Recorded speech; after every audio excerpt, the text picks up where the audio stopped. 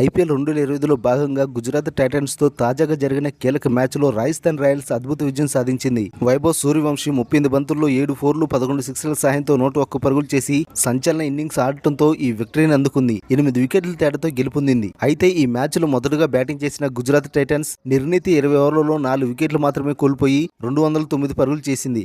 ఆ తర్వాత లక్ష్య ఛేదనలో రాజస్థాన్ రాయల్స్ 15.5 ఓవర్లలోనే 2 వికెట్లు మాత్రమే కోల్పోయి లక్ష్యాన్ని ఛేదించింది. వైభవ్ సూర్యవంశీతో పాటు మరో ఓపెనర్ యశస్వి జైస్వాల్ కూడా 40 బంతుల్లో 9 ఫోర్లు 2 సిక్సర్లతో 70 పరుగులు చేశాడు. అర్ధశతకంతో చెలరేగాడు.